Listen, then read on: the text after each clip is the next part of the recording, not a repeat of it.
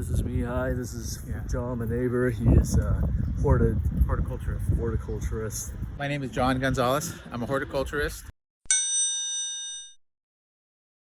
This tree is a liquid amber. And you can see here, one of the anchor roots here was cut. And they did sidewalk concrete work. And that has seriously destabilized this tree. And it really needs to be removed. The association was given some proposals to do so, and it's not very costly to do that. It's about $1,000. But this tree is definitely in jeopardy of falling that way towards the house, and it can be very unpredictable when a tree falls. It doesn't even necessarily have to be windy. So this tree is definitely a hazard and should be removed soon. This tree definitely needs to be cut down for the sake of safety. Okay, so in these planters here, next to the garages, you can see we have a lot of what you would call hedge material, these types of plants. And these types of plants are cut with a hedge trimmer. And so every inch of this shrub has to be cut with that machine once to twice a month. So it's very labor intensive. And then if you pan down this way, you'll see that we have a lot of these shrubs, not only here by the garage, but community-wide.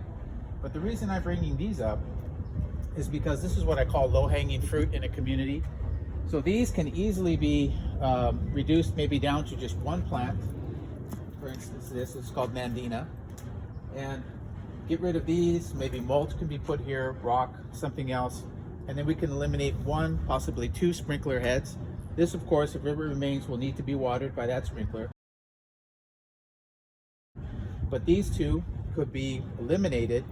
And just in this one area, we'd be saving a lot of water. And if you multiply that towards all of these areas by every garage, then that's a significant amount of water without a huge change or investment by the community. And it's also a lot more sustainable in terms of your costs for maintenance, because now you've reduced this area where you no longer have to have a hedge trimmer here once to twice a month to maybe just quarterly trimming this by hand. That's kind of what's coming in our society these days. The cost of water is only, like gasoline, is only going to continue to rise. So we will need to think more wisely as we go forward. So the more days you need to have your gardeners here on your property is an increased cost. So on this particular property, you have 2 guys, 5 days a week, every month. If you could reduce that by 2 days a week, that would also be another substantial savings for the community. And then as we look at our carbon footprint, using less machines is less pollution, and it's less use of fossil fuel. So that's also a consideration that we'd have to look for going forward, is using less fuels and saving money.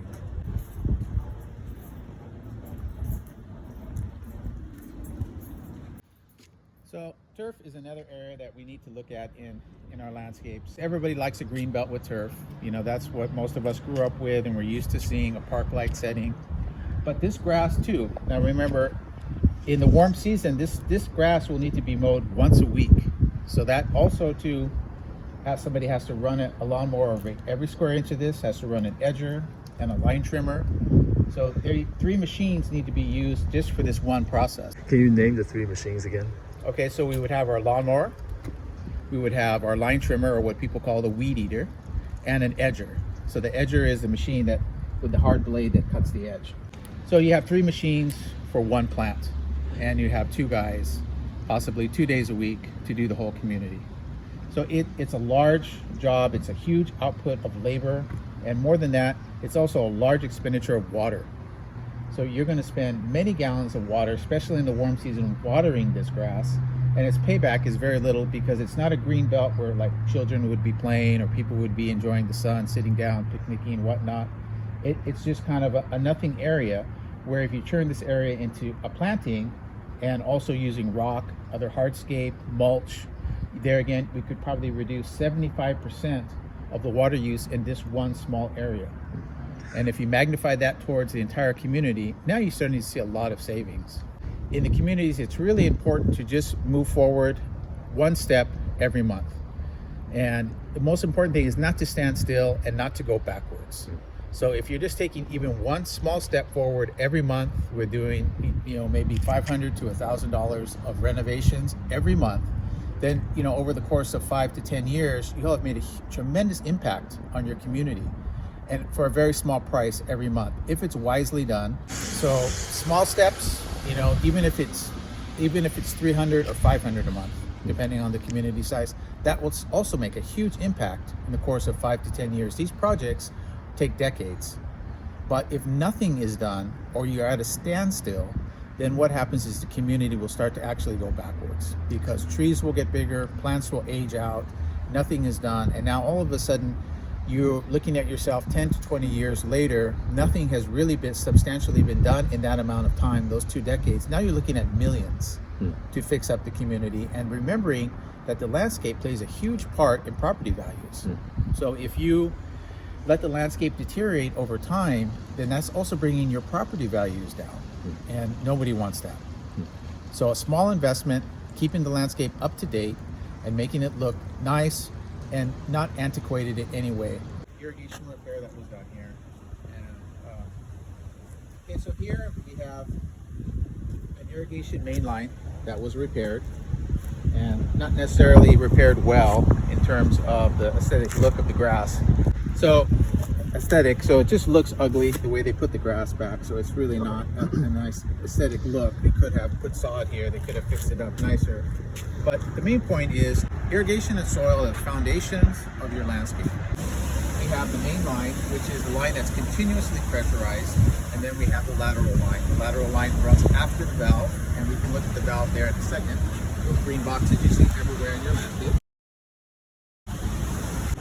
So same thing with irrigation parts, they don't make them to last anymore. So parts that would last for decades, 30 years ago, now maybe you're lucky to get a couple of years out of them. So that's part of the reason that it costs. And then in aging communities like we see here, roots, soil, everything shifts in the soil. So that's why you'll tend to have breaks in the lines. And when you have breaks, you're wasting water. Water is expensive.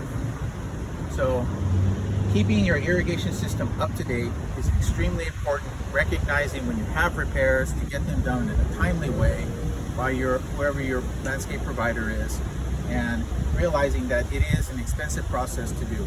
And you always want to hire a qualified company to do it. The bigger companies will charge you more, but they're also more accountable for their work. So mom and pop, smaller companies can be very good too. I don't want to say they're not, but for a large HOA, you're always better off going with one of your major companies, because they're going to be able to have the service that you're going to need for that community, the manpower, the knowledge. So, And what are your thoughts about these dying trees? So these 2 trees, this tree species is called Tristania, and these are widely used throughout landscaping in Southern California. What happened here is you had a main line that broke, and the association felt that the cost to fix it was too great, and they delayed for 3 months, probably longer, and so the water meter was off here, and these trees really suffered, as you can see. It would probably have cost about $400 at that point. Now you have 2 trees here, one that may make it, one that probably won't make it. But even this one may survive. It's badly damaged. You can see one of the leaders, half the tree is dead, probably will not come back. So the tree is severely affected. This one is probably going to die. And now to replace a tree this size, you would be looking at thousands of dollars. Smaller specimen, a lot less, but you're gonna have to wait 5 to 10 years for it to get this big again. So for a $400 repair, and or smaller specimens, and wait 5 to 10 years. Okay. You're looking at a huge price tag to replace these, and it could have simply been, repaired here months ago, and you wouldn't have had this problem. What about the one that's doing slightly better? This one might be getting water from this side somewhat, Okay. because this tree is probably on a different valve Gotcha. than these, so that's probably running off a different meter. Oh, okay. Oh, you mean from that tree that's doing okay? Yeah, over that there. tree is doing a lot better, so that's probably getting irrigated on that side versus Okay. these for some reason that are not. Oh, so this guy is kind of mooching off a little bit off this guy. Yeah, some water may be running down this way. You see the grade is running down this way, so some moisture may be coming down this way. These trees are feeding, many feet down. Okay. It's not on the surface, so they're feeding, feet down where there still is probably a lot of moisture. And if it's running down this way, it's probably getting some amount of moisture where this guy was getting less. Okay. So because this guy depends so much on that pipe where it used to be broken. But it's definitely in a critical situation right now. Okay. To replace this tree in its entirety, if we have to come to that, it will be about $10,000 or so. To put in something about this size, yeah, you'd be looking between $5,000 to $10,000 for a tree this size already going in this spot. Gotcha. For the specimen and the labor. Okay. So quite expensive to replace something this size. Yeah. And not always desirable to do that because smaller trees will tend to establish better, younger, smaller trees than trying to put a larger tree. You can buy these type of trees already and have them installed, but my recommendation would be to start with a smaller one. But there again, we've lost this tree. He's been alive for probably 20 years, and it's sad to see something that's been living healthy for 20 years die in kind of a needless way. That's true. If we get a small tree, just for the sake of argument, how much would it probably cost? You could get a what they'd call a 15-gallon tree that would probably be about this tall when planted, so about 5 to 6 feet tall, and that would be probably $300 to $500. Okay. What about the installation? How Installed. much? Oh, installed. Okay. Yeah. What about the specimen itself? The specimen itself, it would just depend on where you got it. About half that cost. Gotcha. About $250.